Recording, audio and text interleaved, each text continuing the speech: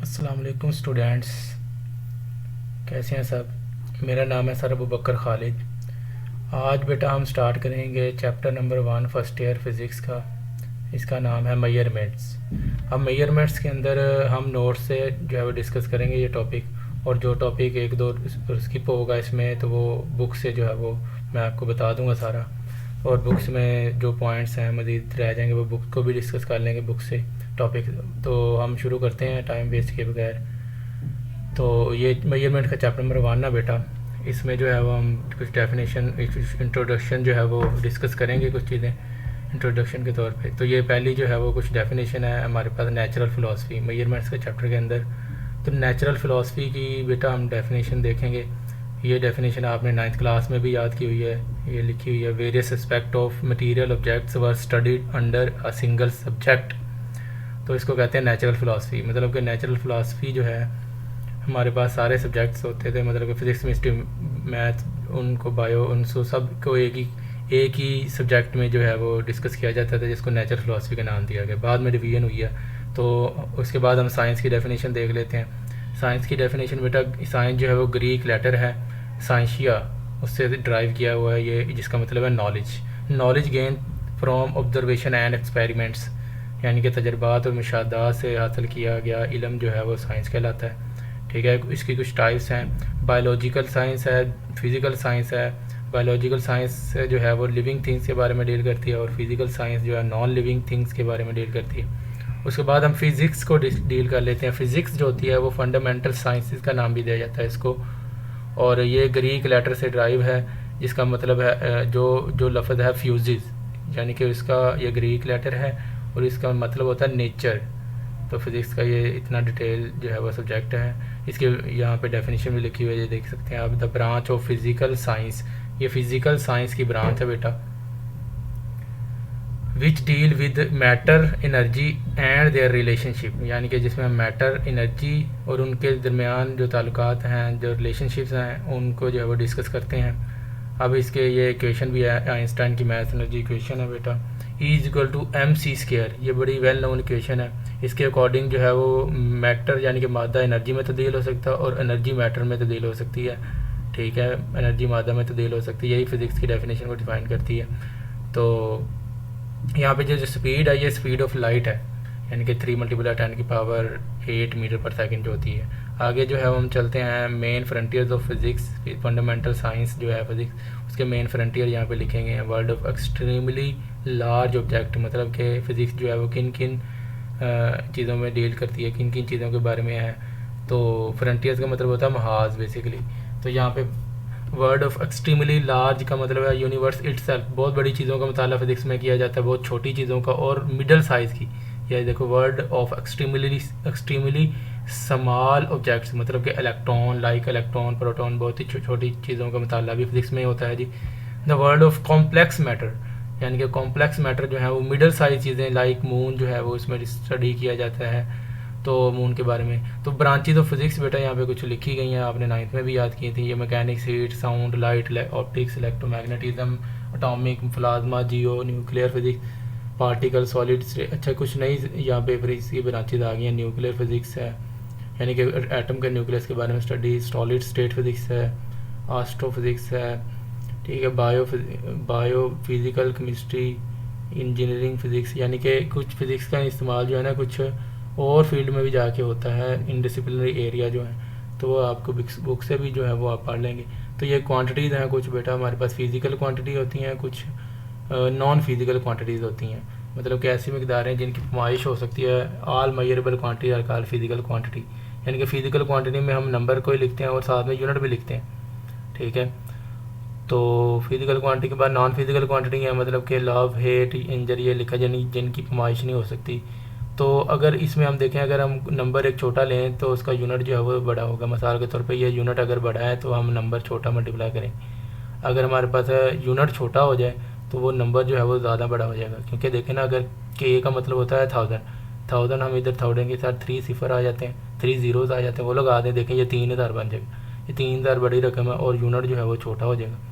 तो base quantity जो है हमारे पास, क्वांटिटीज़ जो है फिज़िकल क्वांटिटी की जो टाइप्स हैं जी, बेस और ड्राइव, जो आपने 9th में पढ़ी हैं। द क्वांटिटी, अब बेस क्वांटिटी क्या होती है?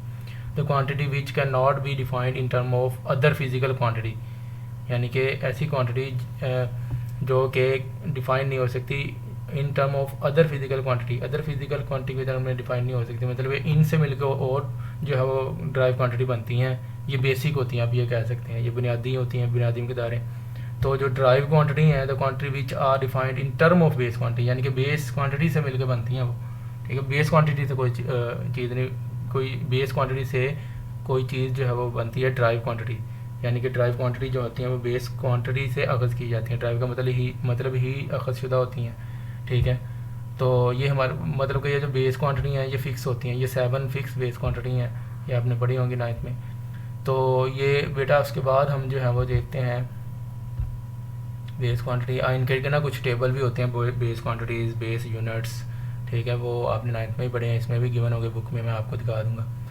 तो बहरहाल ये मेजरमेंट्स ऑफ बेस क्वांटिटी के मेजरमेंट के लिए आप पहले जो है वो चॉइस ऑफ स्टैंडर्ड करते हैं, मतलब कि आप एक मियार मुकर्रर करते हैं जिससे आपने उस चीज़ को मेजर करना है, ठीक है। मिसाल के तौर पर आपने लेंथ को मेजर करना है तो उसके लिए आप स्केल जो है वो लेंगे, ठीक है।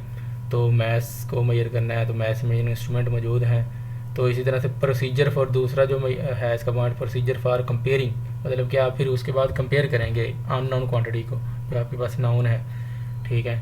उसके बाद प्रॉपर्टीज़ ऑफ आइडियल स्टैंडर्ड, जो आइडियल स्टैंडर्ड आप ले रहे हैं उसकी क्या खसूसियत होनी चाहिए। इट इज़ एक्सेसिबल, यानी कि वो एक्सेसिबल होना चाहिए, हर जगह मौजूद होना चाहिए, वो एक्सेस में होना चाहिए। इट इज़ इनवेरिएबल, मतलब कि उसमें कोई चेंजेस नहीं होने चाहिए, ठीक, इनवेरिएबल होना चाहिए।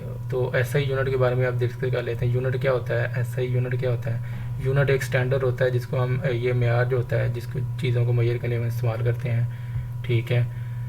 तो उसके बाद ये आपने यूनिट की डेफिनेशन 9th में पढ़ी। ऐसा यूनिट क्या होता है, बेसिकली 3 यूनिट होते हैं, MKS, CGS, FPS, ठीक है। ये तो हम MDCAT में पढ़ेंगे। बहरहाल ऐसा यूनिट जो है वो सिस्टम इंटरनेशनल यूनिट है। 1960 में पेरिस में एक कॉन्फ्रेंस हुई थी ये, जिसमें ये तय पाया कि ये जो मेजरमेंट्स हैं उनके यूनिट रखने चाहिए कोई फिजिकल क्वांटिटी के मेजरमेंट्स के, ठीक है। जैसे लेंथ का यूनिट मीटर है, मैथ्स का केजी है, टाइम का सेकंड है। तो कुछ चीज़ें फ़िक्स हो गई, कुछ यूनिट फ़िक्स हो गए जो वर्ल्ड वाइड थे, तो वो जो है ऐसा ही यूनिट है।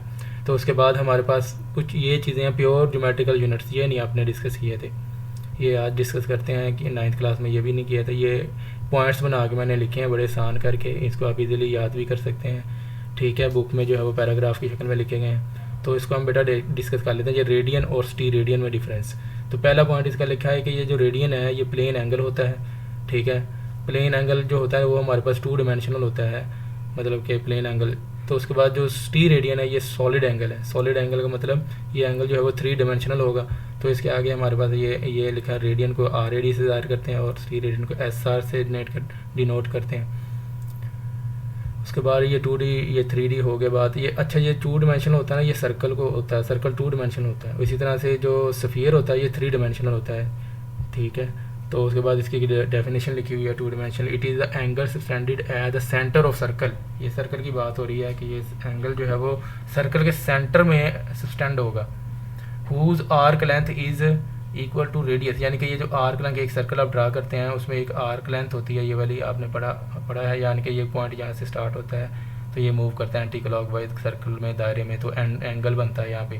तो एंटी क्लॉक वाइज एंगल जो है वो पॉजिटिव होता है, क्लॉक वाइज नेगेटिव होता है। ये बातें आप पढ़ के आ चुके हैं मैथ में, 10th क्लास की मैथमेटिक्स में अवेलेबल है, चैप्टर नंबर 7 में। बहरहाल ये जो आर्क लेंथ अगर रेडियस के बराबर जब हो जाए तो उधर जब ये एंगल बनेगा जो, उसको हम कहेंगे 1 रेडियन, उसको हम रेडियन जो है वो उसको कहेंगे, ठीक है। यही डेफिनेशन है। उसके बाद अगर हम स्टी रेडियन पे आए, ये स्फीयर के बारे में, ये सर्कल के बारे में नहीं है, ये स्टी रेडियन स्फीयर के बारे में।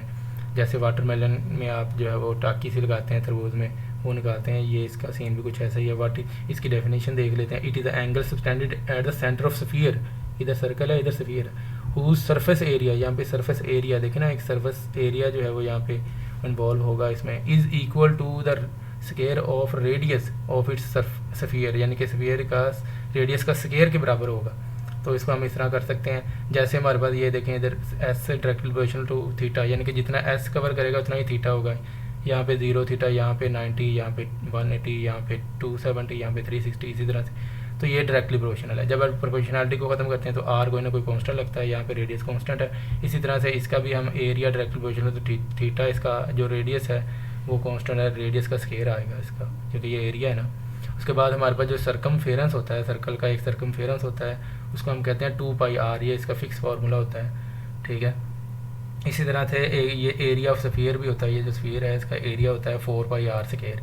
यहाँ से हम जो है वो थीटा एंगल निकाल सकते हैं इसके अकॉर्डिंग, यहाँ से थीटा आर स्केयर इधर आके हो जाएगा डिवाइड, आर स्केयर ए के नीचे डिवाइड हो जाएगा, तो ए जो है वो एरिया है स्फीयर का, वो हमने लिख दिया है, आर आर स्केयर से कैंसिल हो गया, 4π3 रेडियन आ जाएगा एरिया एंगल जो है, ठीक है।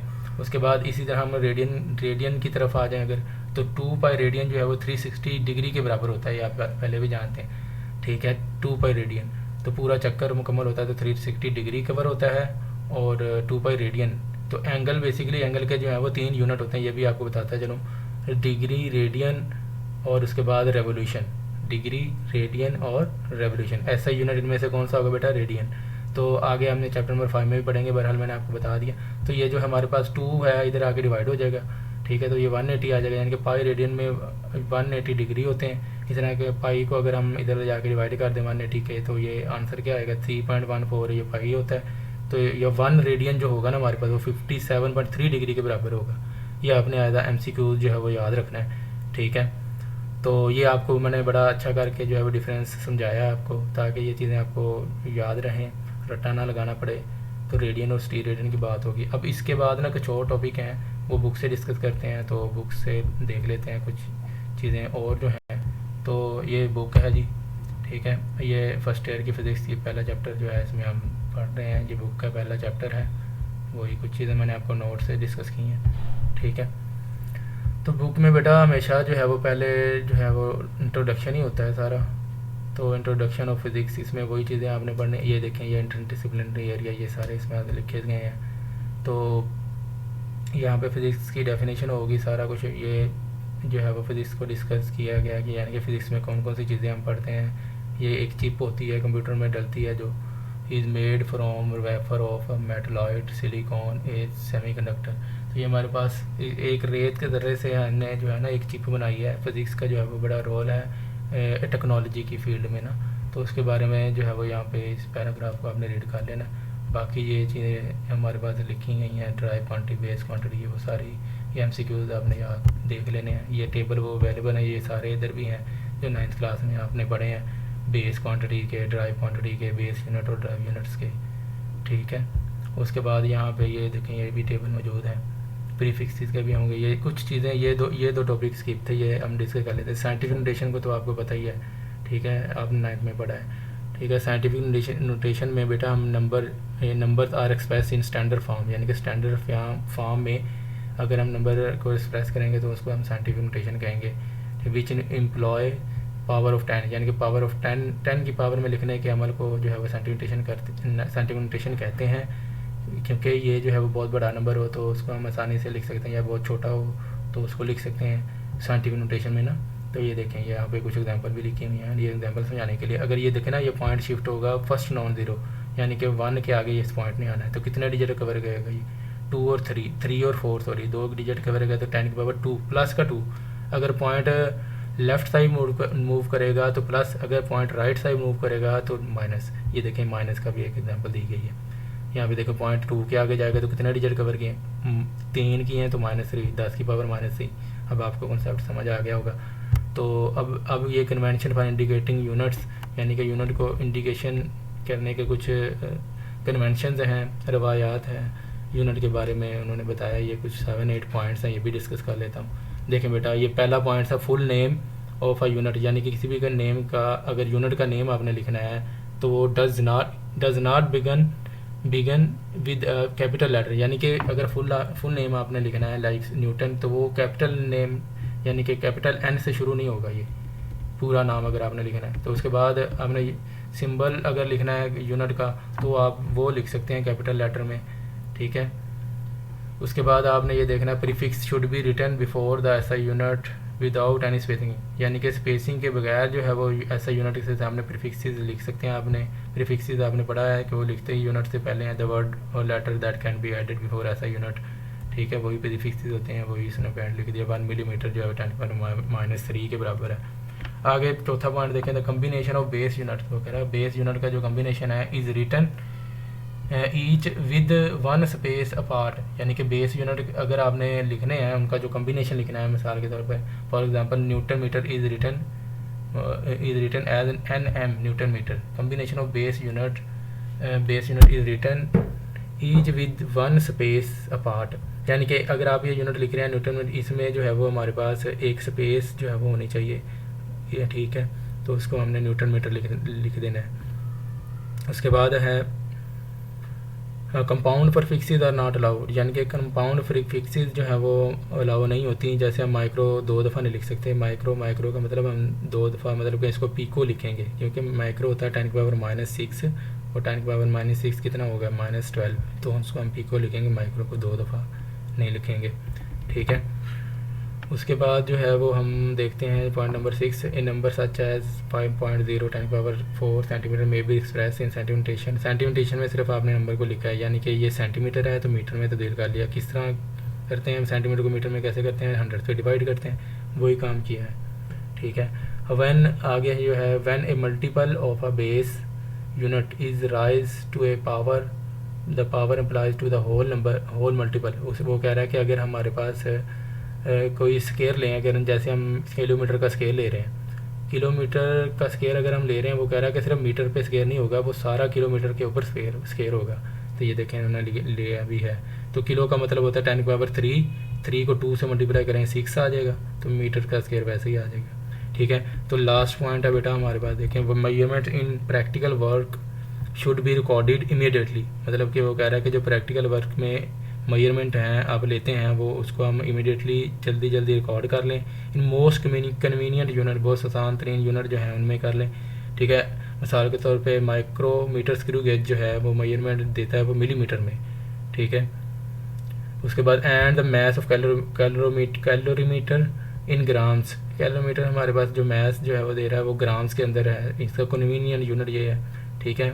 तो but before the calculation for the result all measurement must be converted into to a appropriate SI unit, SI base unit, यानी कि वो ये कह रहा है कि बेस यूनिट में कन्वर्ट कर लेना चाहिए इनको, जो है वो जब रीडिंग मेजर कर लें उनको हम पहले वो बेस यूनिट में अगर ना हो तो उसको हम बेस यूनिट में कन्वर्ट कर लें, मिसाल के तौर पे सेंटीमीटर और मीटर में कर लें, ग्राम में तो किलोग्राम में कर लें, ठीक है जी। तो बेटा ये प्रीफिक्सेस का यहाँ पे टेबल भी दिया गया, ये वही है 9th क्लास में, अगर आपको याद आपने किया हुआ ये 9th क्लास में, आपने यहाँ से अगेन कर लेना है। तो आज का लेक्चर इतना ही। तो आपको कोई मसला, कोई कन्फ्यूजन हो किसी टॉपिक में, अगर आपका कोई क्वेश्चन हो तो आप जो है वो कमेंट सेक्शन में पूछ सकते हैं, ठीक है। जज़ाकल्लाह, थैंक यू सो मच, और चैनल को लाइक एंड सब्सक्राइब कर दें, थैंक्स यू।